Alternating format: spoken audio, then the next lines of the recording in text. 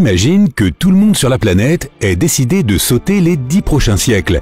Toute la population de la Terre descend dans des bunkers souterrains spécialement construits à cet effet. Et tout le monde s'installe dans un lit confortable. La dernière personne éveillée met le réveil pour 1000 ans dans le futur et ferme les yeux. Les millions de robots à qui les gens disent bonne nuit vont rester près de leur maître endormi. Ils vont surveiller leur état et observer ce qui arrive à notre planète.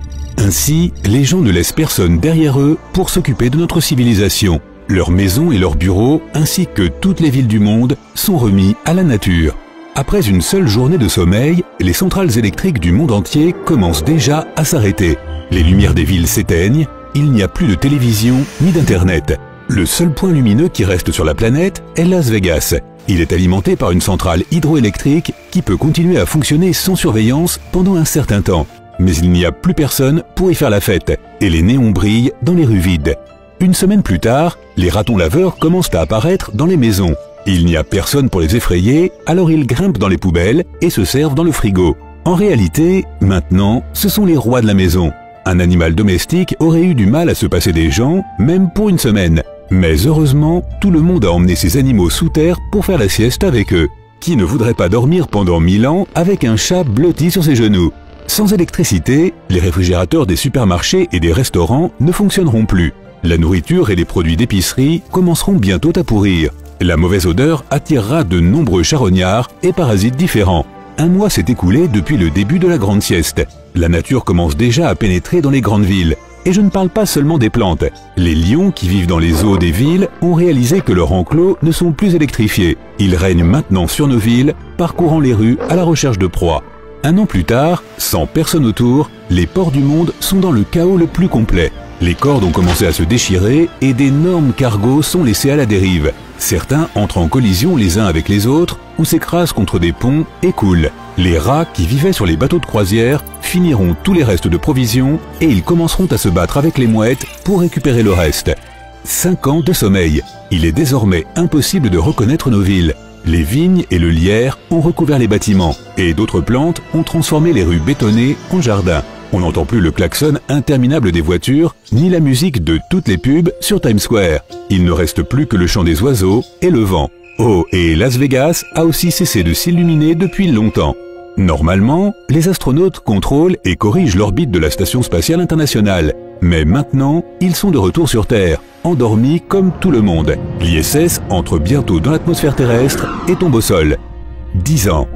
Tout le monde a déjà eu une quantité incroyable de rêves, mais le monde réel change rapidement. Les barrages et les centrales hydroélectriques près des grandes villes commencent à s'effondrer sans que l'homme ne soit là pour les entretenir.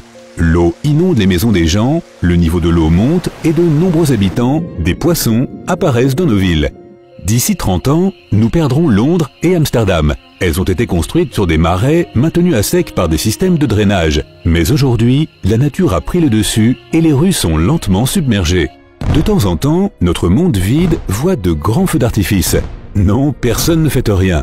Le problème, c'est que les feux de forêt deviennent incontrôlables et ils atteignent parfois de vieux entrepôts remplis de ces objets. Les résultats sont assez impressionnants, mais il n'y a pas de public pour les regarder. Si tu regardes le ciel nocturne, tu pourrais voir une pluie de météores. Mais cette fois, elle n'est pas causée par des roches venues de l'espace, mais par des satellites artificiels qui ont commencé à tomber sur Terre sans que les humains ne les guident. Il y en a beaucoup qui brûlent dans l'atmosphère. Étonnamment, 50 ans après que tout le monde se soit endormi, on peut encore entendre la parole humaine. C'est grâce aux perroquets qui sont assez vieux pour se souvenir de nous. Beaucoup de ceux que nous possédions sont encore vivants et ils répètent certaines des phrases que nous utilisions. 100 ans de sommeil. L'humanité n'est encore qu'à 10% du chemin, mais le monde semble déjà avoir disparu il y a des siècles. La corrosion et les tremblements de terre détruisent certaines de nos plus grandes réalisations. Le Golden Gate et le pont de Brooklyn se sont effondrés. Big Ben, Burj Al Arab et d'autres bâtiments emblématiques seront en ruine après un siècle. Même des œuvres d'art incroyables, comme la Joconde, vont commencer à disparaître à peu près à ce moment. Des bactéries microscopiques commencent à manger à travers la peinture intemporelle, puis elles sont rejointes par des insectes qui trouvent le chemin de sa boîte de verre protectrice. Dans 150 ans, près d'un tiers de tous les gratte-ciels du monde seront détruits. Les routes qui passaient par-dessus les tunnels du métro s'écrouleront. Washington disparaîtra progressivement et Los Angeles deviendra une véritable savane avec de nombreux éléphants qui se baladeront. 300 ans de sommeil.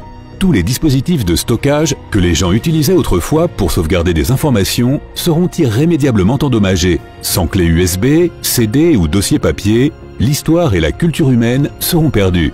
D'ici là, presque toutes les voitures sur Terre auront été détruites par la rouille.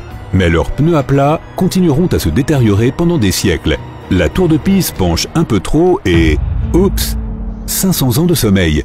Il ne reste que très peu de bâtiments sur la planète. La Statue de la Liberté a été détruite. Washington est devenu un marécage et Los Angeles un désert. Les ruines de Venise sont complètement submergées. Et voici la dernière ligne droite. Notre planète a vécu sans activité humaine pendant exactement 1000 ans. Nos grandes villes ne sont que des ruines de couleur verte.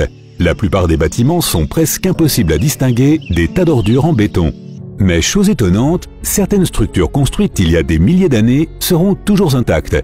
Les pyramides de Gizeh et la Grande Muraille de Chine sont toujours debout. La seule technologie survivante jamais fabriquée par l'homme sera celle des rovers lunaires. 7 d'entre eux, fabriqués par différents pays, sont encore intacts sur la Lune. En fait, les rovers lunaires et martiens seront encore là pendant plus d'1 million d'années et ne souffriront pratiquement pas de corrosion. Ils pourraient bien être la seule preuve que notre civilisation ait existé. Et puis le réveil sonne enfin. Les gens se réveillent et s'étirent après tant de sommeil. Leurs bunkers les ont maintenus à une température parfaite et ils ont tout ce qu'il faut pour survivre. Les gens remontent à la surface pour voir ce qui est arrivé à leur monde. Bien sûr, ils étaient tous au courant que la planète serait envahie par la nature lorsqu'ils allaient dormir. Mais maintenant, leur objectif principal, c'est de relever le défi de tout reconstruire. Il leur reste suffisamment de technologie et de connaissances dans leur bunker pour y parvenir. Mais pourquoi se sont-ils endormis pendant 1000 ans? Eh bien, l'humanité a convenu qu'il était temps de laisser la planète se reposer un peu. L'atmosphère, les océans, les animaux et les plantes sont tous un peu plus sains maintenant. La sieste mondiale a profité à la nature comme des vacances dans une cure thermale. Les populations d'animaux sauvages sont revenues à la normale et presque tous nos déchets plastiques se sont décomposés. Bien qu'il y ait beaucoup de déchets toxiques enfouis partout sur la planète qui seront encore là pendant quelques milliers d'années. Les humains ont une autre chance de faire les choses correctement. Sauront-ils en tirer parti ?